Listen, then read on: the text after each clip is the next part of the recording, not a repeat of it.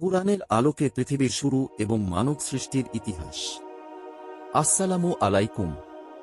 কখনো কি ভেবেছেন এই বিশাল মহাবিশ্বের শুরু কোথায়?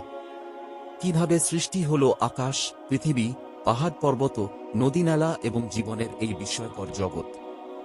আজ আমরা জানার চেষ্টা করব পবিত্র কুরআনের আলোকে পৃথিবীর শুরু এবং মানব সৃষ্টির ইতিহাস। সৃষ্টির একেবারে শুরুতে ছিল না কোনো নক্ষত্র, কোনো গ্রহ, এমনকি আমাদের পরিচিত পৃথিবীও নয়।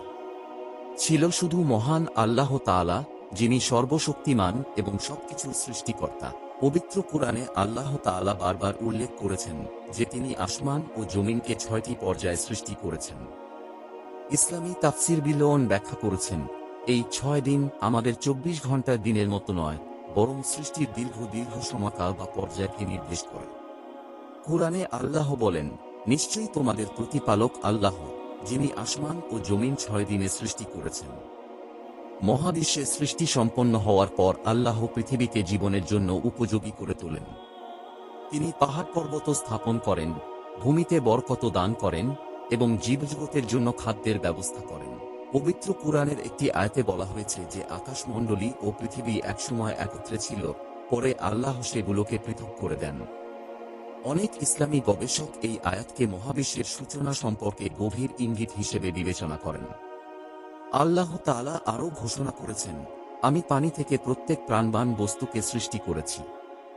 আজ বিজ্ঞানও স্বীকার করে যে পৃথিবীতে জীবনের জন্য পানি অপরিহার্য।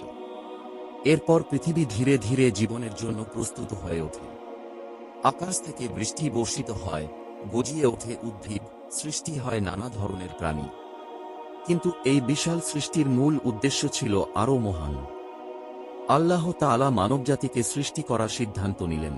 তিনি ফেরেশতাদের জানালেন যে পৃথিবীতে একজন প্রতিনিধি বা খলিফা সৃষ্টি করবেন।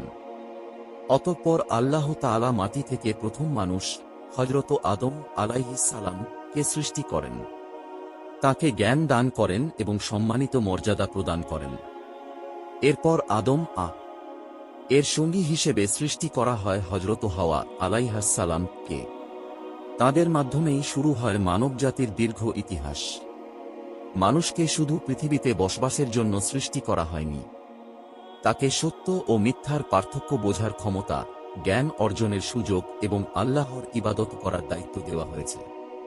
পৃথিবীর এই জীবন একটি পরীক্ষা, আর এই পরীক্ষার সফলতাই মানুষের চিরস্থায়ী পরিণতি নির্ধারণ করবে।